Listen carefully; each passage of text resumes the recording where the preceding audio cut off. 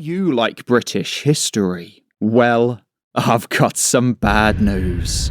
Because the article says that taxpayers are funding a £475 a day expert to decolonise parts of Hadrian's Wall.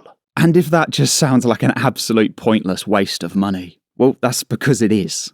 Like, this is part of British history. It's Hadrian's Wall. And now they're trying to change that whilst having the audacity to charge you £475 a day.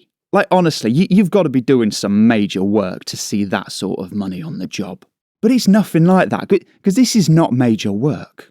Honestly, something like this should be an absolute joke, but I think that's just where we are these days.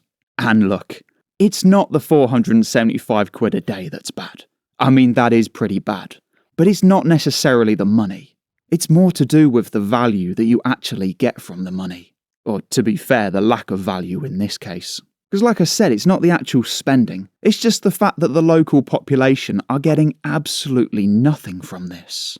To be fair, I mean, you got the local and also the wider population as well. And like I said, both of them are just getting zero value.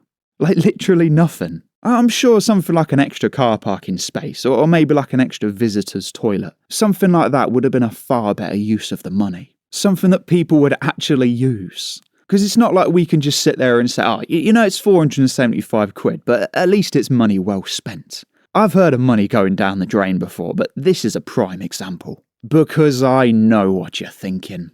Clown, what sort of council would spend £475 a day on wall decolonisation? Well, a Labour council.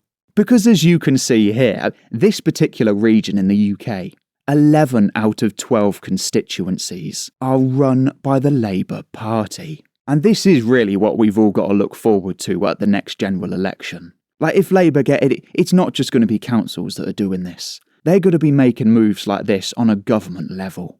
Like, I'm really not looking forward to when Labour get in. Because at the moment, we've seen everything change from London to Hadrian's Wall. Just up and down the UK, it's just changes. And none of them are for the better. But do you think that this is a good use of £475 a day? And how long is it before they send someone to look at your walls?